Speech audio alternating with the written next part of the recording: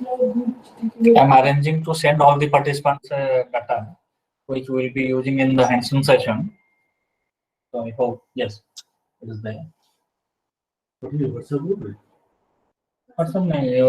should send it in the email rather, that will be better. You have got it in the email, no? You can send it through email to all participants. Is it okay? Started, huh? Well, welcome again, and I hope all of you are very clear about what are the JS concepts, definitions, and components, software components we have already covered. Yes, what is the doubt? Just tell me. Sir, in vector image is a line represented internally as collection of pixels or any other format. If it is in pixels format, then what is the difference between raster grid and this? Well, already I have told you, in vector, a line is simply a line. There is no grid or pixel. And in raster, it is represented in terms of the pixel. So I will explain it on the screen. Well, we'll be in the hands-on class. Okay. So please wait for that this hands-on class to come, and at 2:30 we will discuss about this. I will explain this raster vector difference in the on screen so that it will be more clear. So now, already we have discussed something about the software component, types of software, all these things. And in the last 15 minutes, we will have a query session in which you can put your queries and I will answer the individual queries of all of you. So now let us come to the second component. Already we have discussed the computer hardware component. We will not discuss much about that. So the second component is software. Software already we have discussed in the first session of today. The third component is spatial data. Now let us discuss a little bit about the spatial data. Already we have discussed data structuring earlier in this or today in the session. So the spatial data. So three basic aspects already we have discussed. Basic properties of spatial data. One is its location or position, and the second is its spatial relationship or topology. The third one is the non-spatial characteristics of the spatial object, that is attribute data, and they are being structured in the various forms. Like spatial data is getting structured in the form of raster and vector. The non-spatial or attribute data is getting structured in the form of hierarchical, network, and relational database model. The relational database model is having very less redundancy, but in hierarchical database system, the redundancy is there. Means the same data is getting. Someone was asking about redundancy, I think. So, the redundancy means the same data is getting structured in a repeated manner. It happens in hierarchical as well as a little bit in network module also. But in relational database management system, there is no redundancy, very less redundancy is there. So now spatial data, already we have discussed this three basic aspects. Data in GIS, the quality and the errors. So what do you mean by data quality? The data quality refers to the relative accuracy and precision of a particular GIS database. Everywhere, in any database, the data quality refers to its relative accuracy and precision. And error encompasses both the imprecision of data as well as its inaccuracies. So if a data is inaccurate, then also there is error. If it is imprecise, then also there is error. So error in data reduces data quality. So data quality we have to ensure. Unless the data quality, input data quality is good, means there is a concept GIGO, G-I-G-O, garbage in means garbage will be out. So in according to this concept, GIGO concept, garbage if in, garbage will be out. So if we will input some wrong data, erroneous data, we will have errors in output also. And this becomes exaggerated. If little error is there in the input data, the output will have much more error.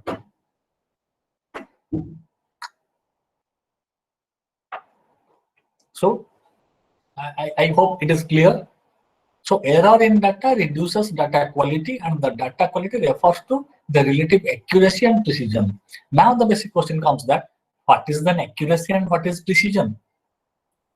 Whether these two are same or different. Accuracy and precision. These two are same or different. Precision refers to the measurement. Precision refers to the measurement. In fact, if I will tell you that give me the coordinate of your location, present location, where you are sitting, you will give me the coordinate in latitude and longitudes. You can tell me the coordinates in decimals. Let it be, it is your coordinate 85 degree, 85.37789. Fifth decimal, till fifth decimal you are describing. I can also describe 85.736 third decimal. So if it is third decimal, it is less precise. If it is till fifth decimal, it is more precise. Means precision refers to the sharpness. The fifth decimal as well as the third decimal, these are the precision aspects. But accuracy, it is something different from precision. Means if I am telling you to describe your location, present location, and in case of your location, you have taken the location of your gate, your building gate, but you are sitting inside the house in a particular room. But you are telling me your location, the coordinate of your gate, but with fifth decimal or seventh decimal. After decimal, 7 points are there, 7 values are there. So you are describing more precise data, seventh decimal, but it is inaccurate because you are giving me not your coordinate, your gate coordinate. So that is the basic difference between accuracy and precision. So it is very clear, precision versus accuracy. You can see accurate but not precise, neither accurate nor precise, not accurate but precise. Already I have given the example of your location, and both accurate and precise, you see. In the first case, all the arrows are within the red circle. It is very much accurate and precise. But here, in the right top, it is here. It is accurate but not precise. Means you are near to the location but not exactly at the location. So exactness, it refers to precision. It is not precise. If it will be inside at the center of this red circle, then it will be precise as well as accurate. Here you see it is precise. It is concentrating around a particular point, but not accurate at all. It is not within the red circle. It is at a yellow circle. Here it is neither accurate nor precise. So I hope you must have you are now very clear about the difference between precision and accuracy. This is a single diagram, single representation which presents the data quality and data errors. Precision versus accuracy. So accuracy, by definition, accuracy is the degree to which information on a map or in a digital database matches true or accepted values. Is it audible and clear? The slide is coming? Okay, fine. So accuracy is the degree to which information on a map or in a digital database matches true or accepted values. So that is the accuracy. Accuracy is an issue pertaining to the quality of data and the number of errors contained in a dataset or map.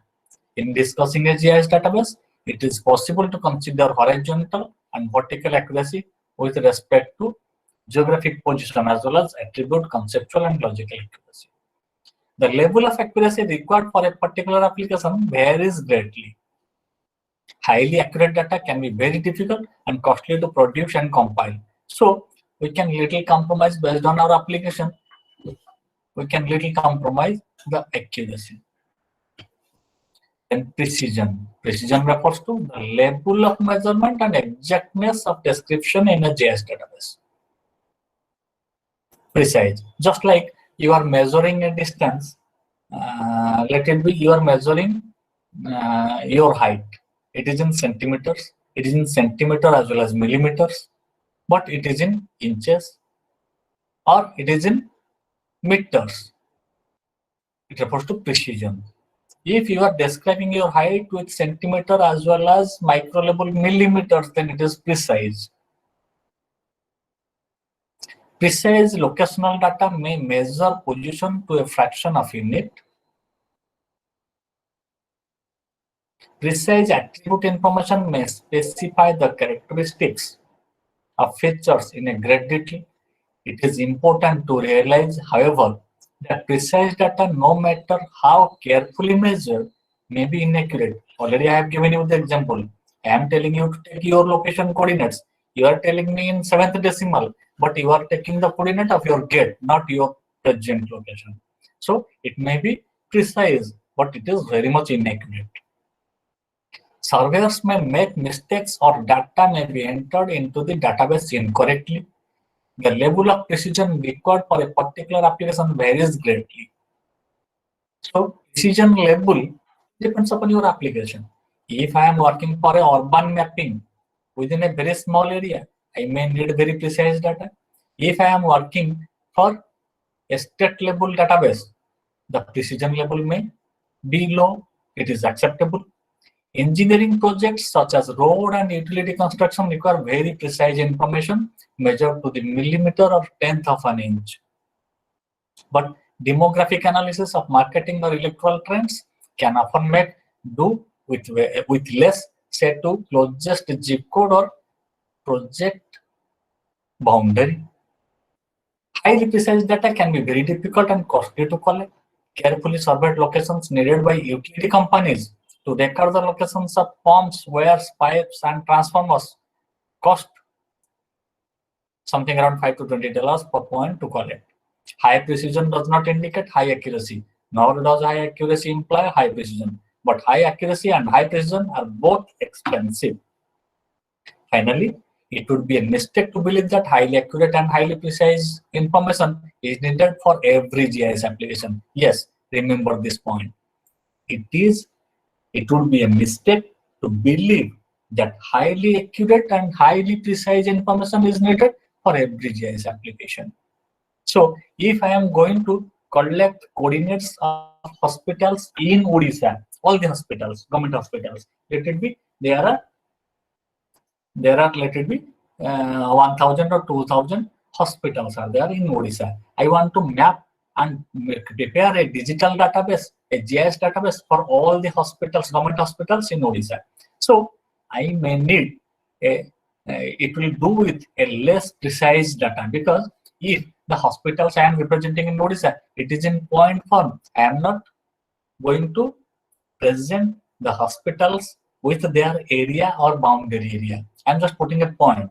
So if the point is put on the left side of the road instead of right side of the road, it will do with my application, because there is a difference of 25 meter to 30 meter only, and it doesn't affect my analysis, because after putting the hospitals, I am going to analyze the accessibility of these hospitals from various villages.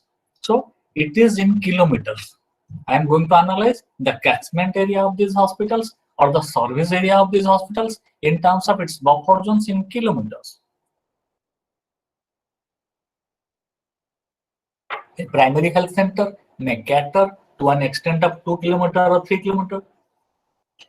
A community health center or CSC may cater till 5 kilometers or 10 kilometers, or a district headquarters hospital may cater to the whole district till 50, 60 kilometers or 70 kilometers or 100 kilometers. So here, some few meters, 25 meters or 30 meters or 100 meters doesn't matter.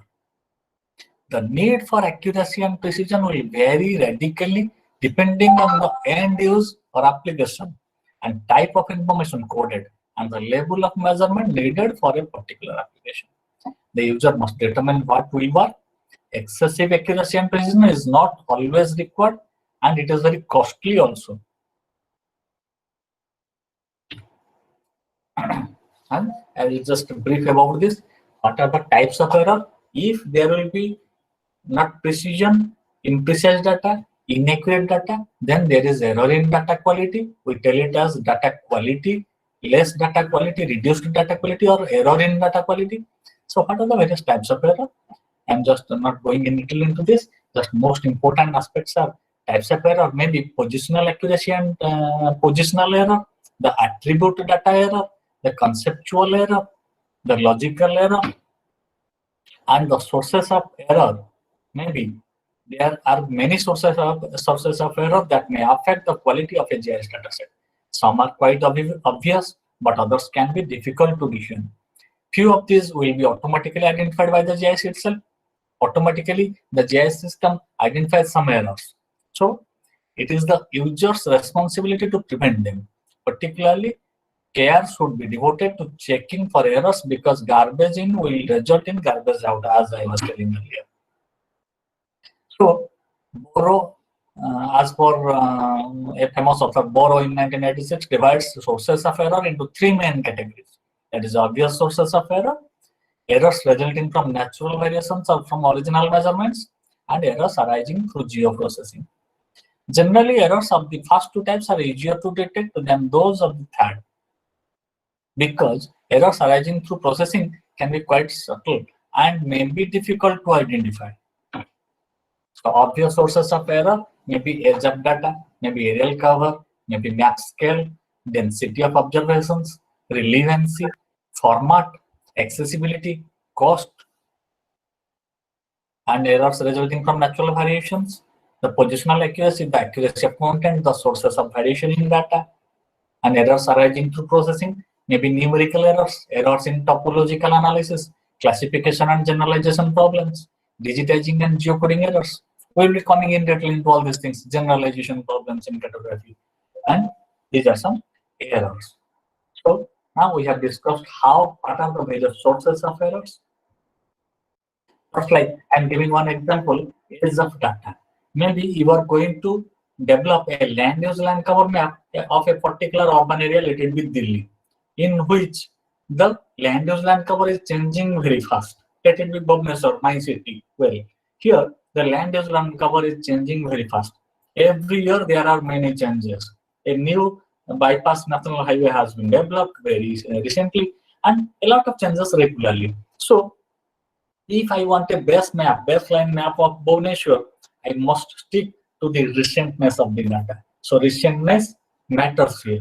But if I am concentrating on developing a baseline map of a small town, there may not be much changes recently. So a map of 5 years old may be okay for me to develop the application.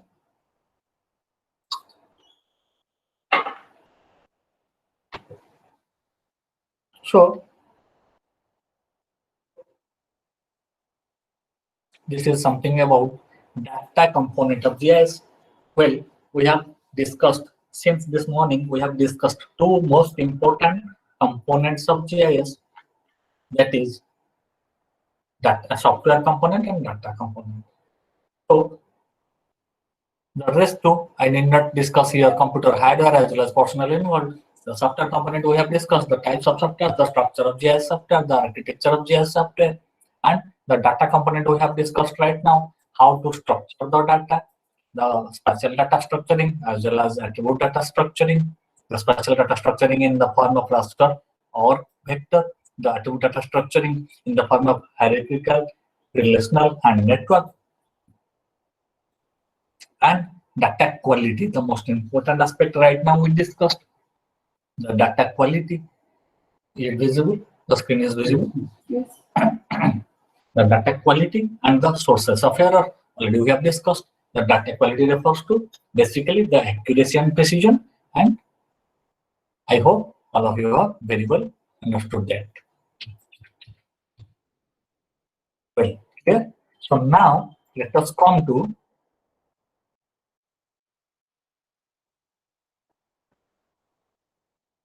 processes and GIS tools. So already we have covered the GIS components, the basic aspect, and now let us come to processes. In fact, as already in the first session yesterday we have discussed, it is an information system in which these are the elements which carry out combinedly this chain of or sequential processes.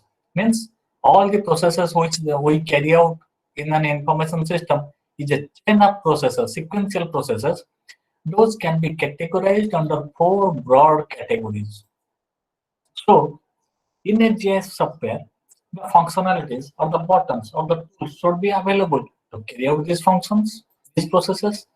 So, GIS tools are also under these four categories. So, GIS tools means the tools or functionalities available inside a GIS software to carry out the functions under these four categories. So, GIS tools are of 4 categories again. That is data collection, input, modeling, and storage tools, data editing, management, and manipulations tools, the data analysis functions and tools, data presentation tools. And these tools are available in the form of JS menus in the JS software, the buttons, and the tools in the JS software. Well, I am coming to JS tools.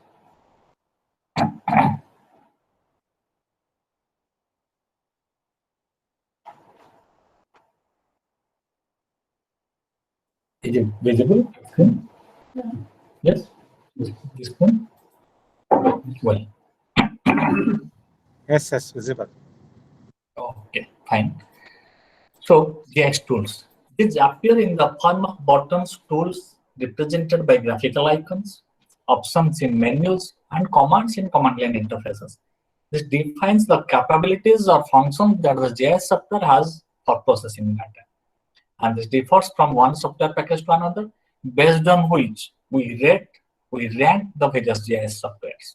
Means if a particular software is having more number of tools, it is more professional, it is more powerful. May be available in the form of separate organized modules containing tools for similar type of functions. So, 4 categories of GIS tools are available. The GIS software offers a variety of tools or functionalities for performing wide range of desired data input, storage, editing, manipulation, analysis, and presentation related activities, which can be grouped under these 4 categories as earlier I have discussed. One is data input, modeling, storage tools. One is data retrieval, editing, manipulation, and management tools. Number 3 is analysis tools. Number 4th category is presentation and output generation tools.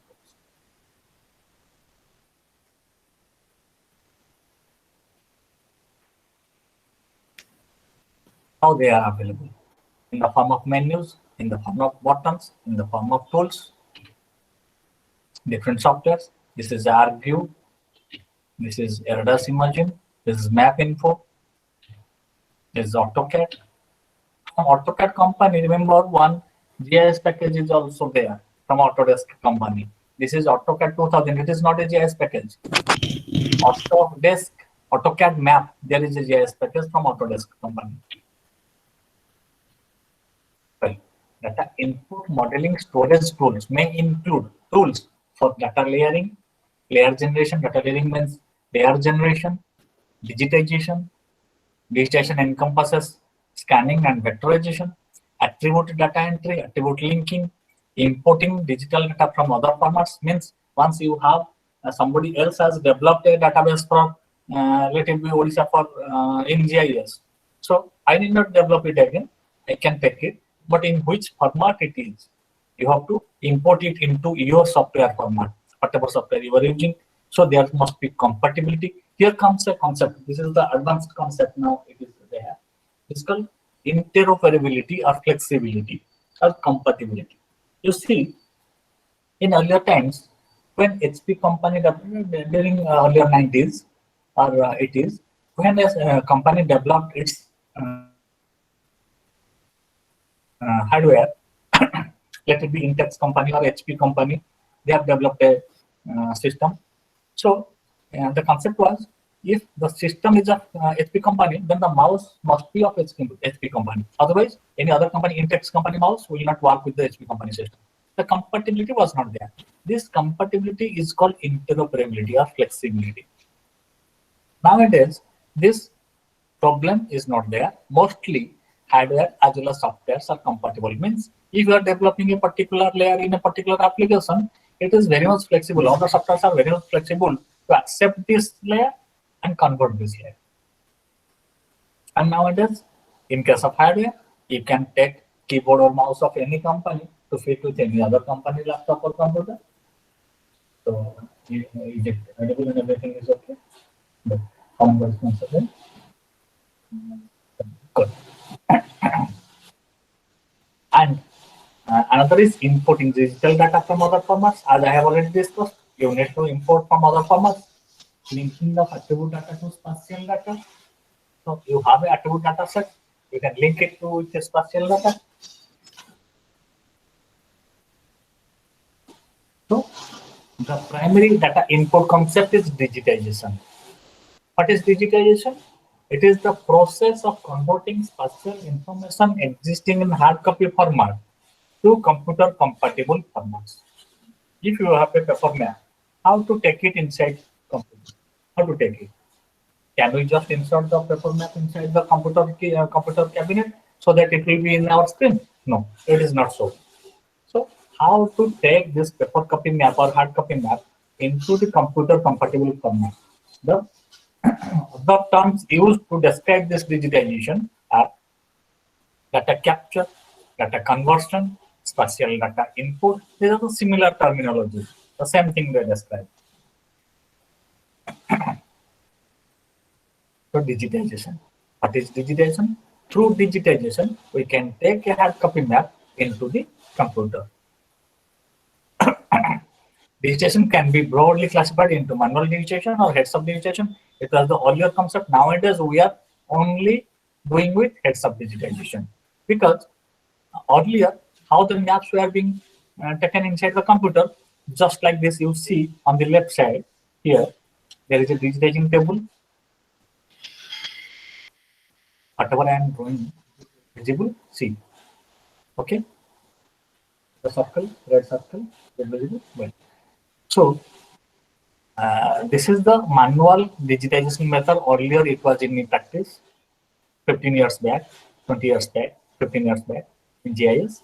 The system is there. With the system, another table is attached, and on that table, there is a, this is just like this. There is a, on this table, there is a mouse-like device that is called digitizing tablet. There is a crosshair here, and this is the lens or the glass. So it is attached here, just like a mouse with a wire. And you fix your map here, and you just put this digitizing tablet over the lines. You click it, the line will be drawn in the screen.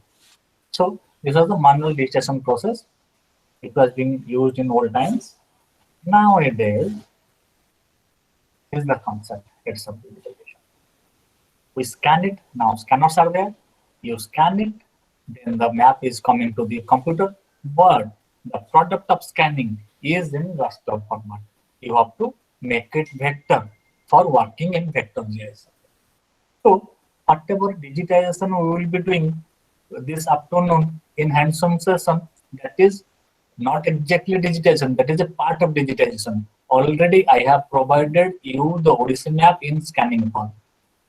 After scanning, it is in raster format, that is JPEG format. I have given you a scanned map. Now you will be doing on-screen vectorization. Clear? So on-screen vectorization means on screen you will add the map to your interface, that is Odisha map, as already yesterday we have added. And on screen, on that, by taking this Odisha map as a background map, we will develop the layers by just pressing on screen on that map. So this is called on-screen vectorization. As we are developing vector layers from raster layer, this is called on-screen vectorization.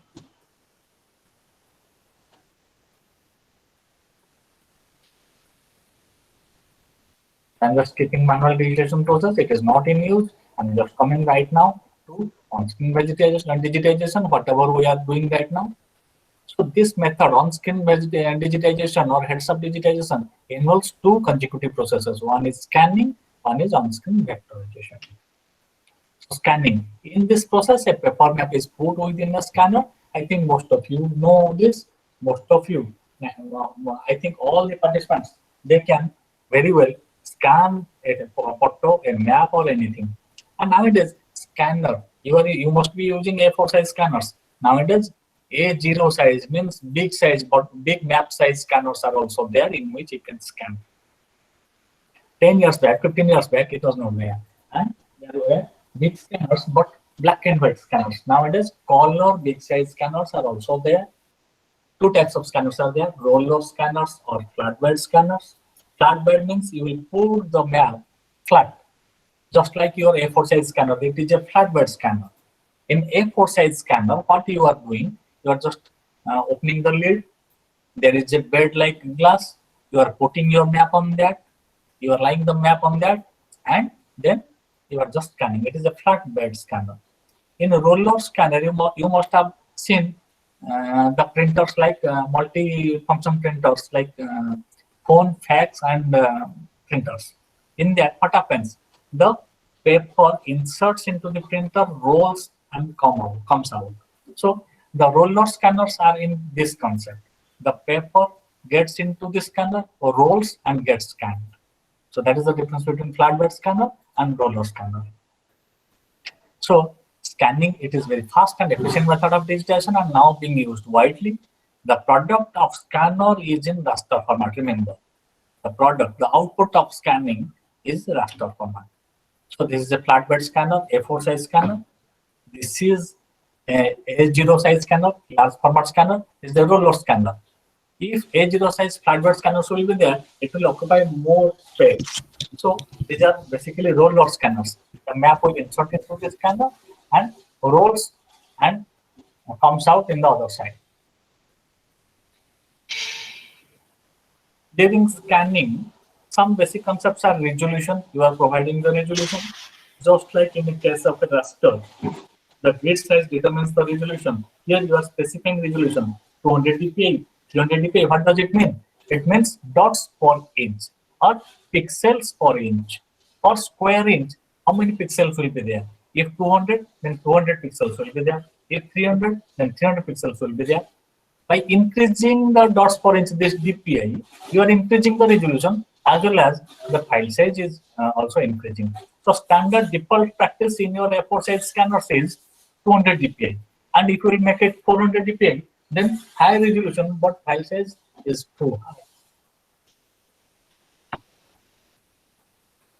For scanning associated with a scanner, there is a specific scanning software in which you can scan it.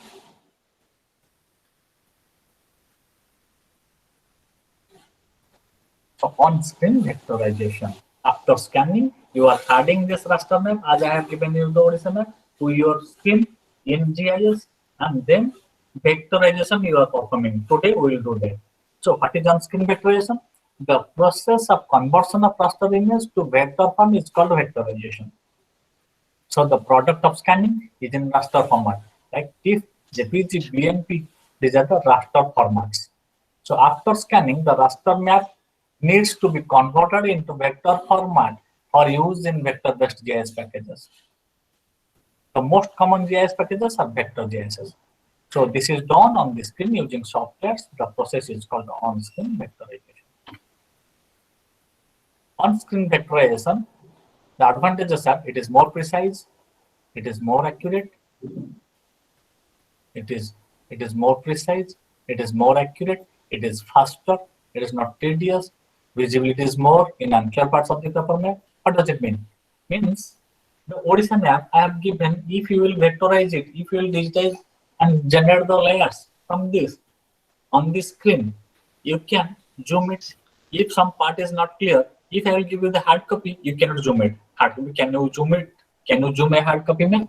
No. Because if you will drag it or zoom it, it will be broken into pieces. It will be turned into pieces. But in on-screen vectorization, the scanned map, you can zoom in and get the clear visibility at the unclear parts. So on-screen vectorization software, most of the GIS packages, they are having vectorization facilities. In QGIS today, we will be doing this. However, in on-screen vectorization, there is another concept. Whatever today we will be doing, that is a manual on-screen vectorization. There is also semi-automatic on-screen vectorization. There is also automatic on-screen vectorization. And what is the difference between these three? The manual on-screen vectorization In this process, the map features, that means the points, lines, and polygons, are drawn by keeping the raster map at the backdrop and drawing the features just like manual tracing. Just like you are putting a tracing paper on a map and clicking on each vertex, each point of a line or a polygon. Clear? So this is manual on-screen vectorization. Today we will be doing this. However, there is semi-automatic vectorization, in which, or automatic vectorization, these are similar, both are similar, in which if you will put a click on a single line, the whole line will be traced automatically. But what happens? You see, if I am scanning a map in which some write-ups are there, just like this is a write-up, and here there is a line, river line, and there is a T writing here.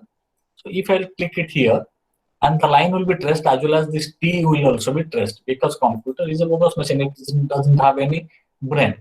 We are inputting the knowledge input to this. So it will not understand that this is the river and river ends here and this is T. It will not understand. So in on-screen automatic vectorization, if I will click it here, automatically the whole line along with the joined T also will be converted into vector line. So always in the beginner and mid-level applications, we always prefer the manual on-screen vectorizations. However, prior to vectorization or digitization, some basic concepts, considerations are there, which you must know. So the primary concept is the best map known to be reliable? The map which you are using as the best map from which you will be developing the layers, is it reliable? Check the authenticity of the source of the best map. When selecting a map to digitize, try to obtain a copy of that is as close to the original manuscript as possible. Maps produced in blueprint photocopy methods from original maps can produce significant distortion from the original maps. Paper copy maps are also susceptible to humidity, shrinkage, damage. So authenticity is the primary aspect to determine the reliability of a map. If you want a best map, let it be the Odisha map I have given. I want to develop the database for the Odisha. So the map I have given, check into its index. It is published by Survey of India, which is the nodal agency for publication of map in India. So I have selected a map which is being published by Survey of India. In here, I can also get a map which is being sold in the streets. On the streets, some maps are also, Odisha maps are also getting sold. Many other companies have also published. Many famous companies are also there. Ajanta company is also there. They are publishing maps. Many ordinary companies also there. Many unknown companies are there which are selling the maps of Odisha on the street. It is getting sold. So there are errors in those maps. If I want an authentic database, I must take authentic source published map. So I have given you the Survey of India published map. Second, does the map have any referencing or coordinate system? The map I have given to you, there is coordinate system. That coordinate system is written. Coordinate system means the latitude, longitude have been marked and written. Without that, how we can georeference? Just recollect yesterday we carried out georeferencing. In that georeferencing, we require 4 known coordinates. So 4 known coordinates, how to get it? The latitudes and longitudes have been mentioned on this map, whatever I have given to you. The intersection points, the intersection points of these latitudes, longitudes, we can record the coordinates, and those we have input during georeferencing. So our map got georeferenced. If there would have been no coordinate latitude, longitude on that map, how to georeference it? It would have been a problem. However, there are other methods, image to image georeferencing. If I have an image of the same Odisha, which is georeferenced, means now your Odisha map is georeferenced.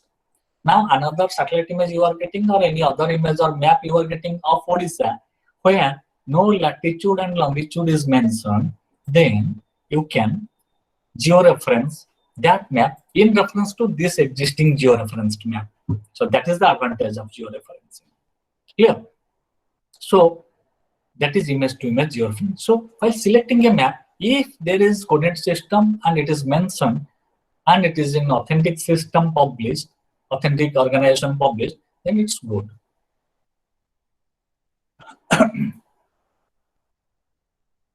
The third point is, does the map have the required absolute or relative accuracy required for a project? Yes, it is very important. Before proceeding with the data capture, it is useful to spend some time in examining a map to determine rules about which features are to be captured at what level of generalization and accuracy. And recentness. Is the map up to date? Whatever you are using, timeliness of the source data, depending upon requirement. What features are to be vectorized using which type of symbol? Before going for the vectorization, a list should be prepared describing the name of the layers to be created and their type of representation. Means I have rivers. What kind of rivers I should take? Major rivers, it should be polygon or line. The roads, it should be taken in line. So we have to prepare a list. This is the phase of logical design. Already we have discussed in database design the conceptual design, the logical design, and the physical design. And don't bother about cartographic symbolization principles related to parameters and map elements for visualization and presentation. This will be taken care of in the cartographic presentation phase.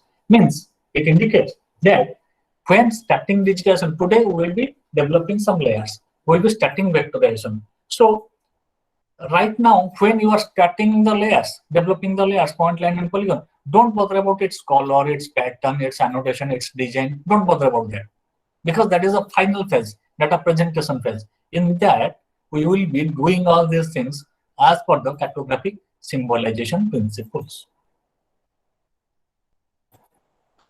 Key terminologies prior to vectorization. Yes, point. One dimension entity having a single coordinate values. It is very clear, almost all of you must be knowing. Line segment joining at least 2 points. Polyline, a combination of various line segments. Polygon, area surrounded by a closed polyline. Vertex, the intermediate points which control the shape of a polyline. I will be explaining all these things even starting during the studying of hands-on. Intermediate points which control the shape of a polyline. To see. This is a point, and joining 2 points, we can get a line. Joining 2 points, this is a straight line joining 2 points. And if it is a line segment, means polyline, then it is a combination of several straight lines. Each straight line is a combination of 2 points. So ultimately, point is the first preliminary aspect through which this vector data is getting structured. So point is getting defined by its coordinates.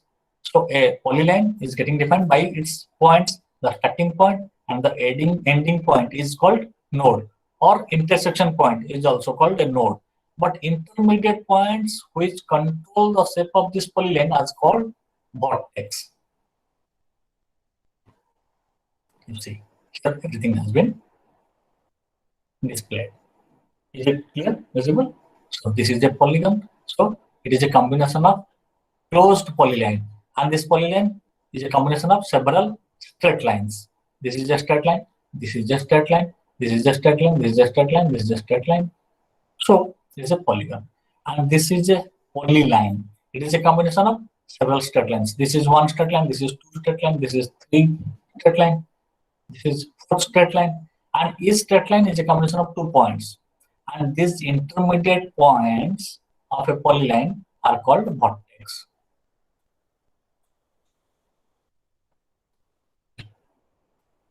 It is in AutoCAD, same thing. The line segment, the vertex, the polyline. Key terminologies, yes, again. Features, spatial objects represented on maps in terms of graphical or geometrical shapes. These are called features. The polygon, the line, the point, which represent the real world features and phenomena. Attributes. Attributes means the information about the map features stored in a database or linked to the features. Graphics. The simple geometrical shapes or pictorial representations without having an attribute means it is a cosmetic layer. Means once we are creating some layers in GIS, this is inside the layer some geometrical shapes are there, that is called feature. And every geometrical shape, a polygon may be a line or a point, it is having an associated attribute inside a table which is linked to this feature layer. But there are also graphics, means polygon features, line features, or point features can be drawn without linked to any layer or any attribute. Clear?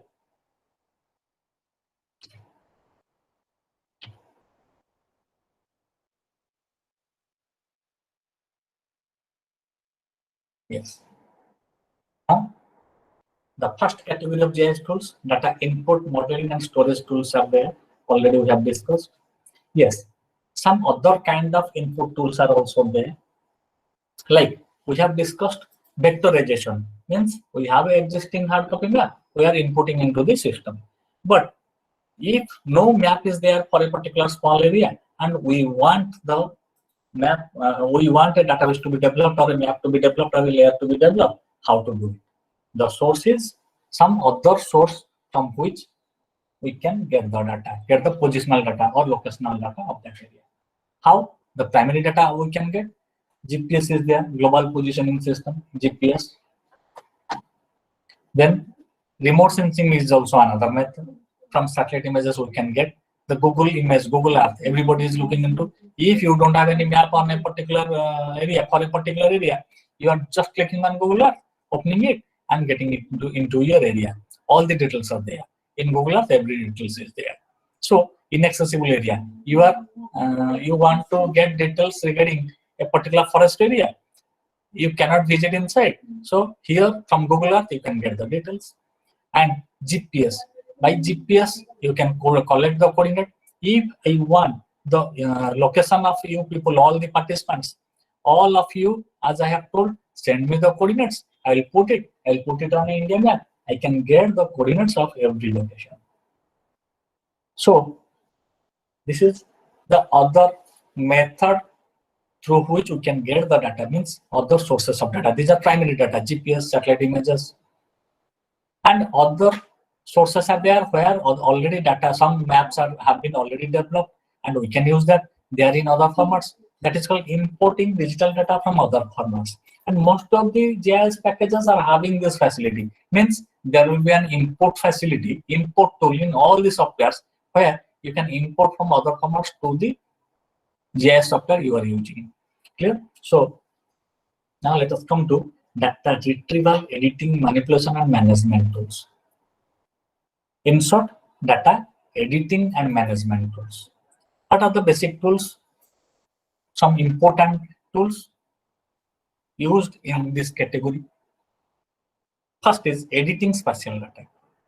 So once during vectorization, you have made some error. How to edit?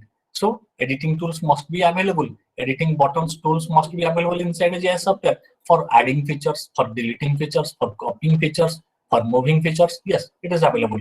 In any GIS package, it is available. For rotating, for splitting, for joining, you have developed a polygon. Just I'm clicking here. You have developed a polygon, but it should be two polygons. There should be a split feature so that it will be split into two polygons. So rotating, joining, two different things are there. How to join it? So these simple editing aspects are available in most of the GIS packages. Editing attribute data along with the spatial layer, the geometrical layer or feature layer, the linked attribute data or table is there. Already I have shown you. And in that table also, you must be able to edit the data, enter the data. So it is also possible. All these facilities are there in GIS packages.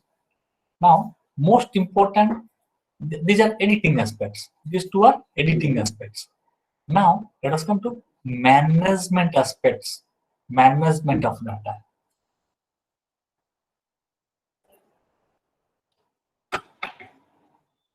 Water, please. Yes, water. I'm just taking water. Yes.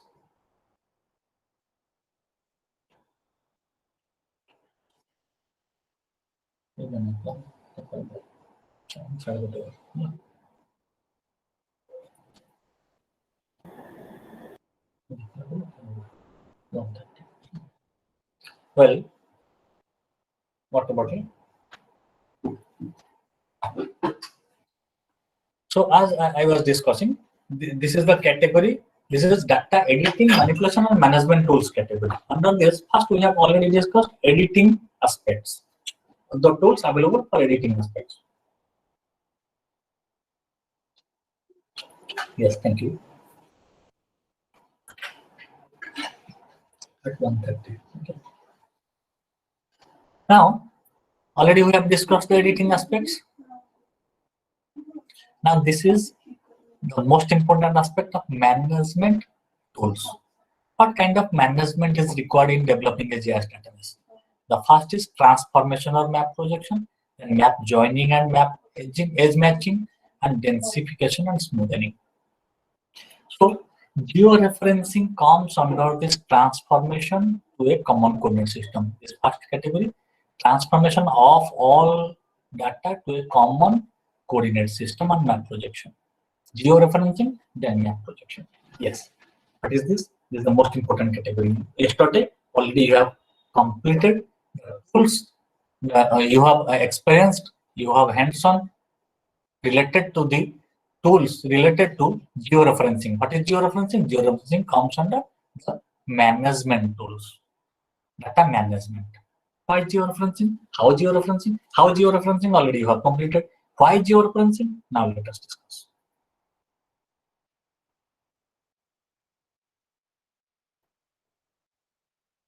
There are some editing tools. Let us first discuss editing. As already we have discussed, editing spatial data. Already we have discussed adding, deleting, copying, moving features. Here some important concepts are there, important terminology like overshooting, undershooting. What is that? Just I am making you understand.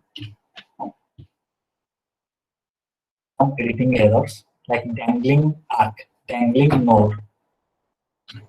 See.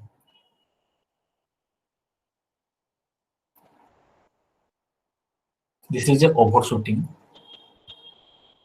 This is undershooting. This arc is dangling. Dangling means hanging, hanging freely. If I am to make it a closed polygon, it should be joined. If it is not joined, it will not develop as a polygon. So this is called dangling error or undershooting. Here this is undershooting. It should be two polygons, but it is little gap is there. So it is called undershooting.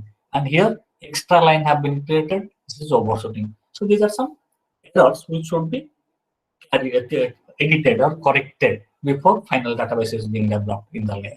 So these are being developed. Here it is deleted. Here it is joined. Here it is joined again.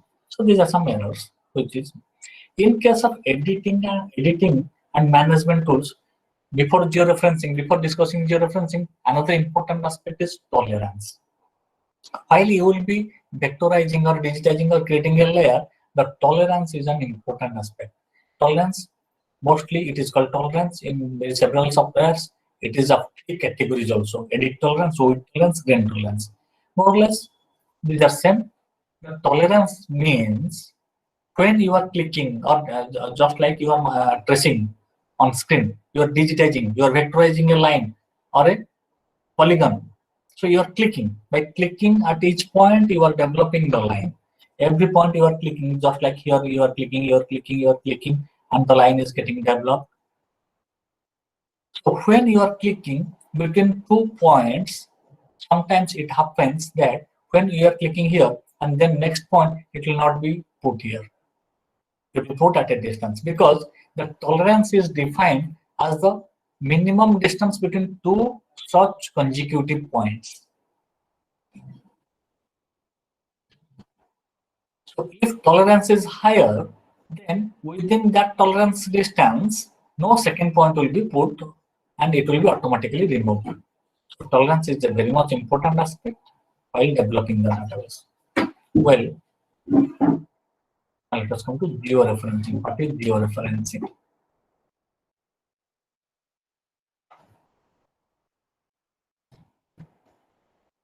So georeferencing, as already I have discussed yesterday during hands-on, georeferencing is a process of matching a hard copy map, small map, to its actual locations on Earth surface. Means through georeferencing, we are just inputting 4 known coordinates, and the whole map, each and every point on the map, is getting transformed into its actual coordinates. After georeferencing, as you have already experienced, wherever you will click, you will get the coordinates, actual coordinates of that location, and you are able to measure the distances, measure the areas.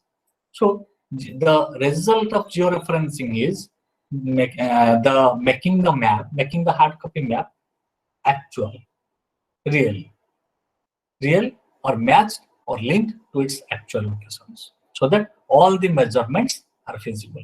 And being a scientist, being an engineer, being a GIS person, you need the measurements. Unless you are able to measure it, the map is of no use to you. It's just a picture for you. Clear? So georeferencing, once, let us I'm giving another example. Let us, for Odisha, as somebody was asking in the morning, downwater application. Yes. How to go for the downwater prospect areas? There are several criteria like geology, soil, drainage, relief, multiple criteria there. Based on multiple criteria, we will define that a particular area is suitable for groundwater prospects, is having a good groundwater prospect. So if geology is alluvial and structurally it is near to lineaments, it is near to natural drainage, the relief is low, then groundwater prospect is good. So we have to take geology map, we have to take drainage map, we have to take relief map. How to integrate all these things? Once you are taking, and in a particular district, yes, you have to take district map also. You want to know in a particular district, let it be Khordha district or a particular district. So you have a map. I have given you the Odisha map in which districts are there, but there is no geology. Another map. This map is of A0 size, big size map. I have already scanned. Another map, an A4 size map, small map, in which whole Odisha geology has been described. You are taking that. So can you match the both? This big map, Odisha, in which district is there, and this small map in which geology is there. How to match it? You have to enlarge the hard copy map A4 size of geology, or else you have to reduce the big size district map.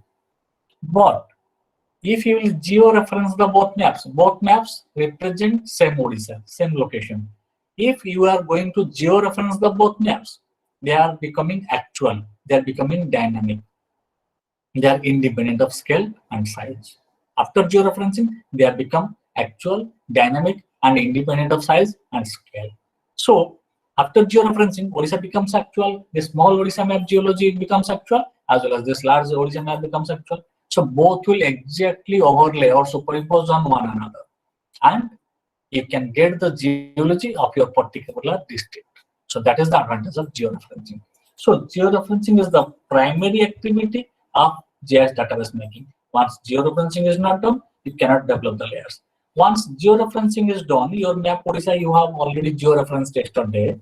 Now, whatever layers we will be developing today, they are automatically georeferenced layers. That's why we have already georeferenced the base map. Now, any layer we will be developing upon that is already georeferenced.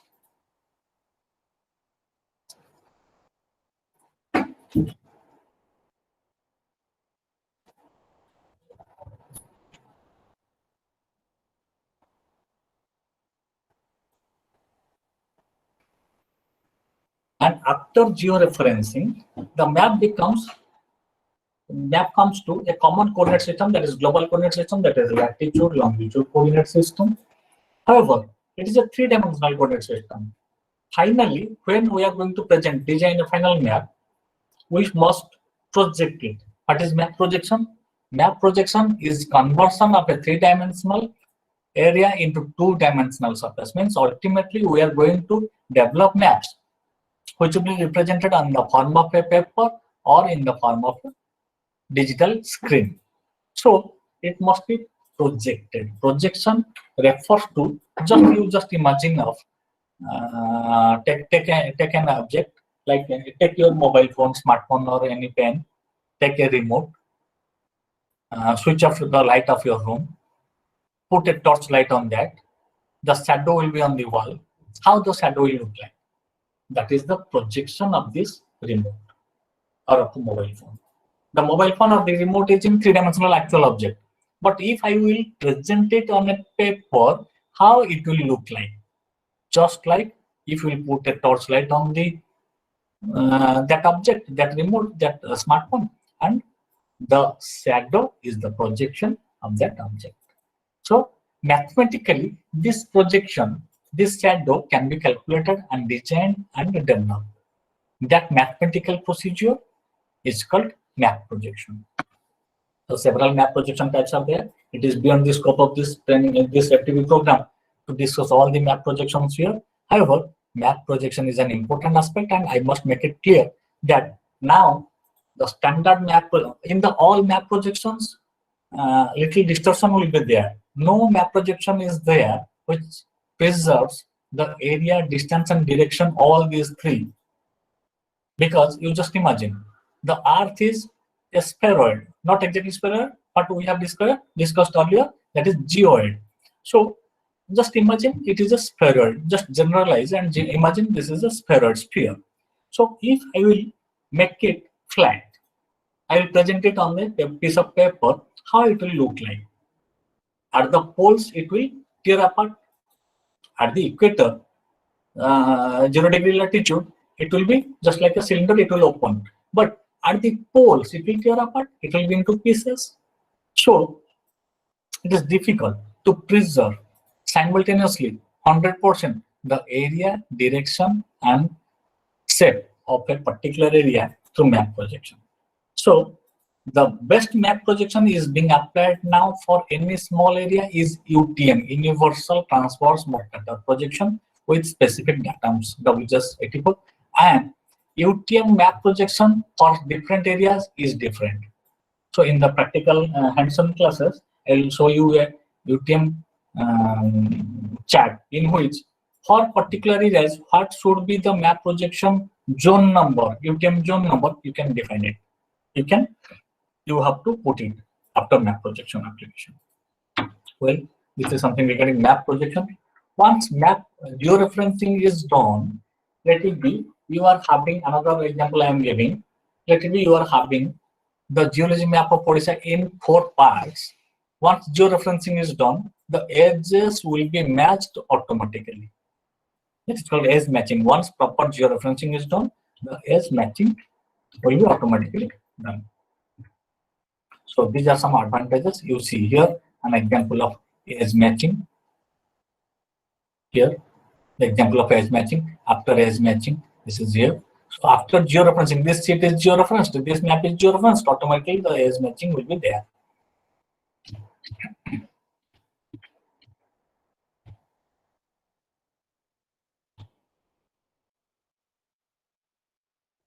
Yes, and just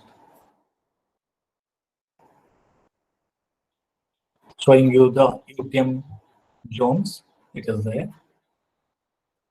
Yes, you see. It's a world map with UTM zone numbers. When you will apply map projection to your map, in which area it is, you will apply. Let it be this is Odisha. The UTM zone number is 45. Sorry. So these are the longitude values. You see, these are the latitude values, and these are the zone numbers. So it is very much related to latitude and longitude values. You see. So this UTM zone, this UTM world UTM zone number map, you can very well download from the internet, and we will send it to you through material link also. All the participants, you will get this, no problem. You see, already we have emailed this population data to them. Let me get data. Already emailed? You have given it? So one additional PDF file we are emailing to you, and that contains population data of urban centers in Odisha. We will be when we will develop a point layer during today's hands-on class. We will be developing some points out of this data, and some data from that we will enter, and based on that data you will be developing some thematic maps. Means based on the population size, the map will be developed. So please check your emails after lunch, and it will be in use this afternoon or tomorrow also. It may be in use during hands-on sessions. Well, this is UTM zone number. Even this we can provide to all participants. Okay. So this is something about second category of GIS tools, and now I'm coming to third category of GIS tools, that is analytical tools. Yes, analysis tools. And you see,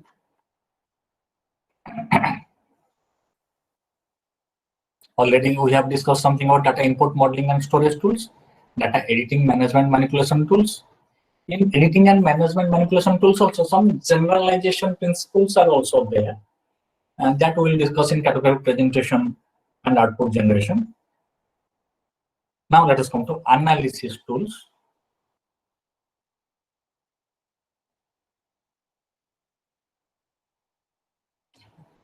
So what kind of analysis you can carry out in GIS? Sky is the limit. In fact, the answer is sky is the limit. It depends upon the software and your requirements. And if it is not available within the software, nowadays, as you are using QGIS and other softwares also, if some particular specific application in your subject, in your discipline you want, you put the query or the problem in your blog or in the QGIS blog, and you will get the solution. You may get the solution from other experts. So now that's why I have told the sky is the limit in analysis. Some standard analytical practices are arithmetic operations like addition, subtraction, multiplication, division, exponential function. This is not simple addition. This is not addition in the tabular database. This is not addition in the tables. This is the addition of maps. I will give you the example later on here.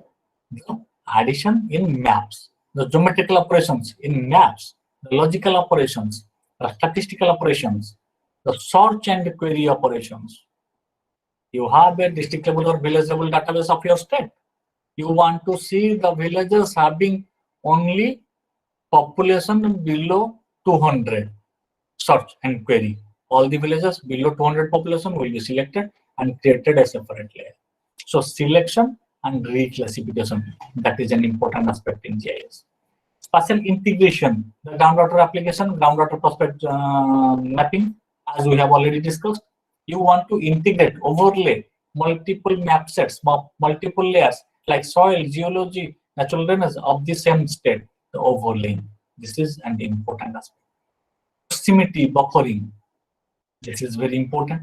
Proximity. We will be doing in hands-on, we will be doing buffering.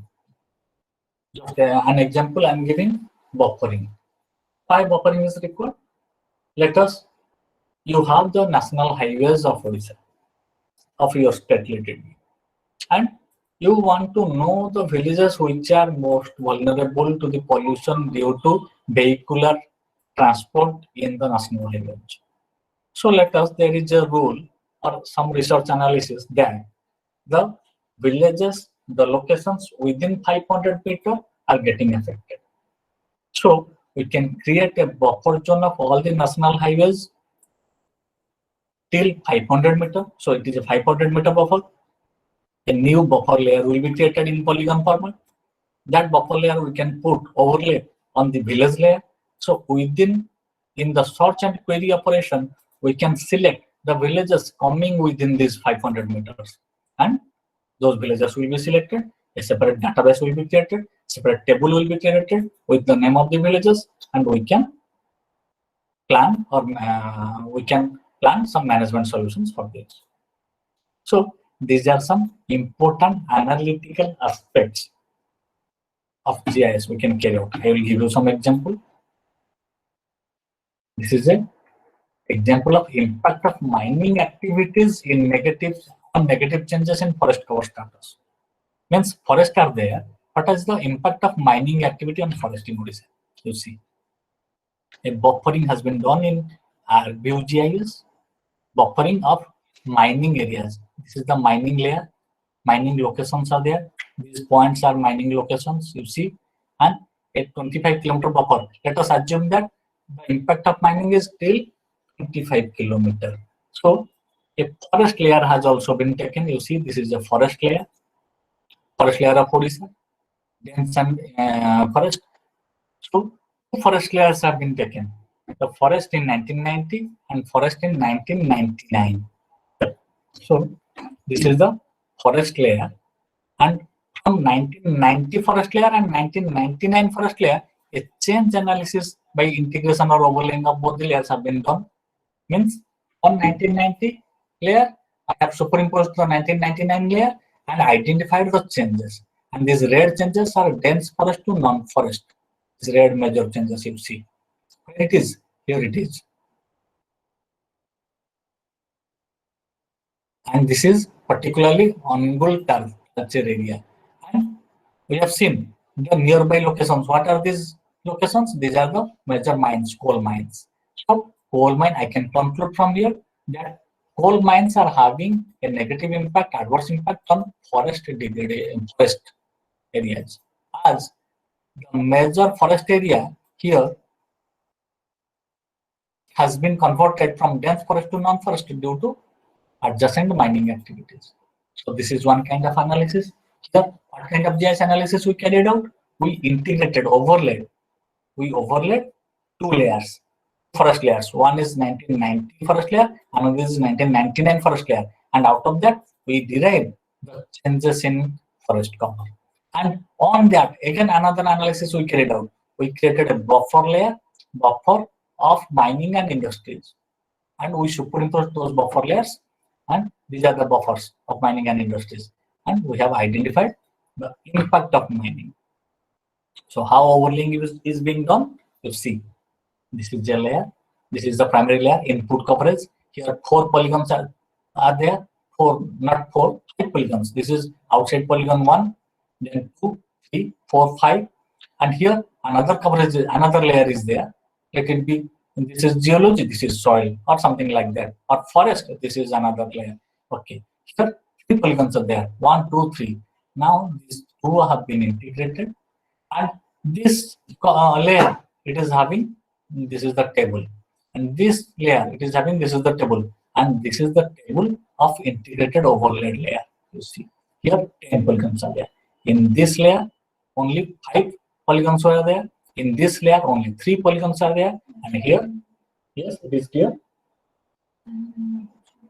Is it clear? Okay. And now it is 10 polygons are there. So this is overlaying, or in ArcInfo or ArcView, it is called union. In other softwares, it may be overlaying or intersection. Some overlaying, there are actually several overlaying analysis facilities are there in multiple GIS packages. Intersection, union, or integration, these are the various terminology used for overlaying. And this is some example of buffering. This is a point buffering. These are the points, and these are the point buffers. Buffers have been created for points. These are the buffers created for lines, and these are the buffers created for polygons.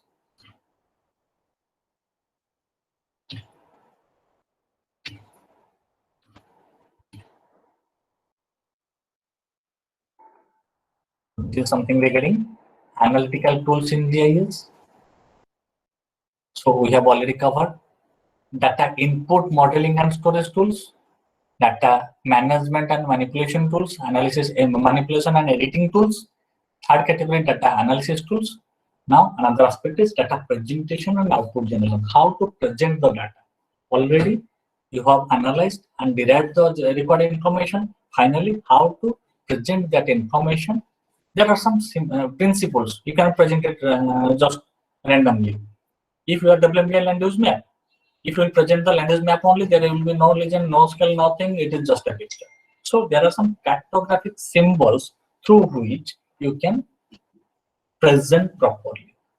So we'll discuss in the next session the cartographic presentation and output generation tools and cartographic generalization, cartographic symbolization principles. So now I will invite the queries so that I can clarify. It is requested to repeat extraneous exercise in today's Hansen session. No, no problem. Okay, chat देखिए उधर मेरा बोलिए. You just show me the chats so that I will answer their queries. I hope most of you are now clear. And put the queries in the chat section. Don't switch on your, please mute your microphone. Don't switch on your microphone. Just put the queries in the chat section so that I'll answer it. You can take it. I am just closing it.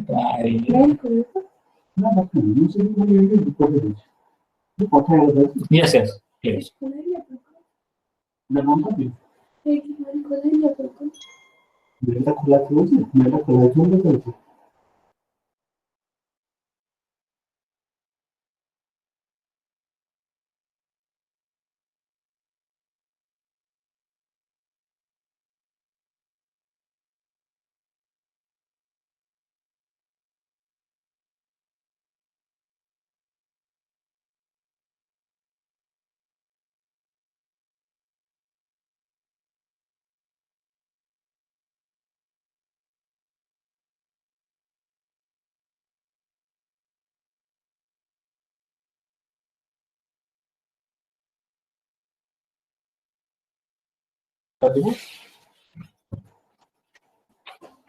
Please check it whether it is audible or not.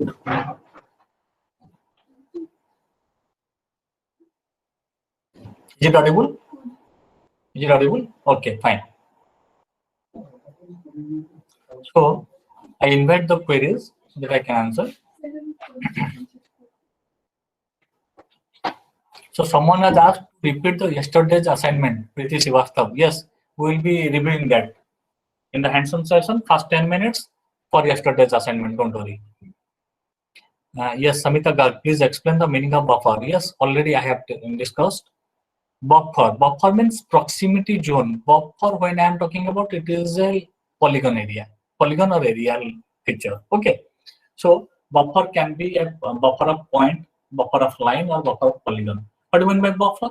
Let us, as I have given you the example for a buffer zone of national highway. Why we need the buffer zone of national highway? If I am telling about, if I will tell you that, tell me the impact area of national highway. Impact area means the noise impact area, the pollution impact area, the noise impact area, the pollution impact area. So buffer zone means an area in which a proximity area in which the impact is there. Okay. Somebody is asking about feedback link. Yes, in the last session, validatory session, we will give you the feedback. It will give you the link of the feedback or feedback format in which you will be giving the feedbacks. Okay.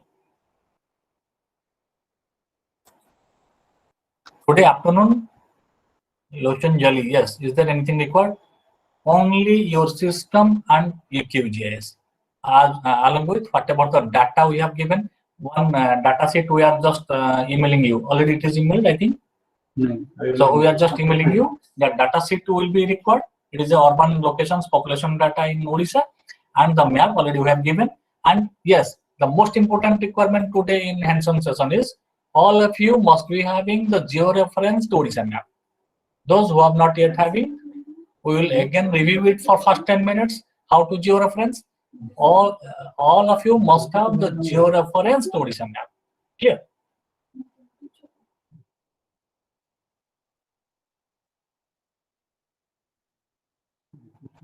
Yes, Parampreet Singh. Odisha's map we have given from Survey of India. Now, in Survey of India website, topo sheets as well as most of the state maps are freely available. You can download it. Survey of India website. Clear? Salaka Nirantar. Yes, how to select buffering area? You don't have to select buffering area. You have to create a buffering area based on your application. In fact, it depends. It varies from subject or discipline to discipline. So why buffering? You have to understand that. Then only you can create the buffered area. So as I have already told you, buffering means an impact area or proximity area. If you are working in pollution sector, you want a buffering area or impact area of a particular point, industry or location or line, then only you can derive it. Yes, Narasingh said, forest data. I cannot tell you what are the various sources. Actually, it is beyond the scope of this program that where the data sets will be available. Yes, but I am making it clear that most of the data are now digitally available, free of cost, downloadable. Yes, one thing I can make it in the last practical class or feedback session in the validity session, I will give you the details of various data sources freely available, like satellite images, remote sensing data, forest data, sensor data. What are the free data sources available? I will give you the links. Okay.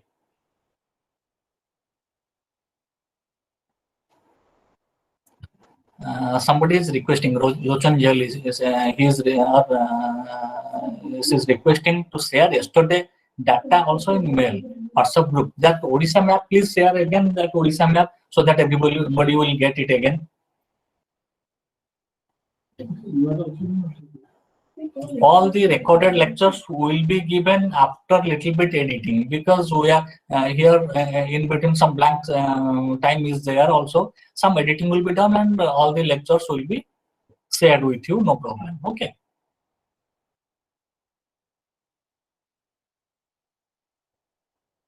Any other query, please?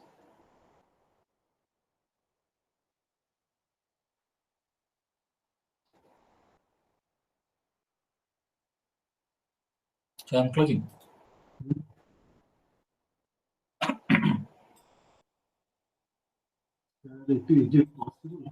Kamalakant Sahu, yes, it is possible to get presentation files or lectures.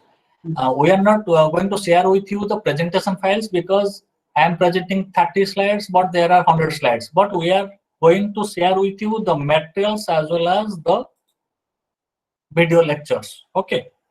It will be there in the AICT side, no problem. After little bit editing, we will be giving you the materials as well as lectures, no problem. Okay.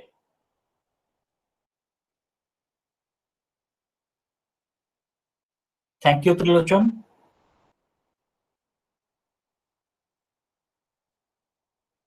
Attendance are being taken, yes. Vijayan Siva, yes. Attendance is being taken online as per your presence in the this Google Meet. It is being, it will be given, it will be sent to AICT. Every session after starting of the 10 minutes, we are taking attendance, and before leaving, before closing of 10 minutes, 5 to 10 minutes, we are taking again. In the middle also, and we are taking 3 times for each session the attendance.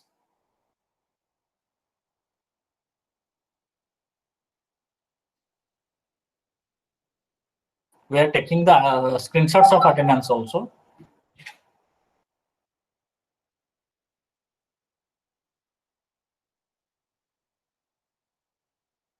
So I'm closing.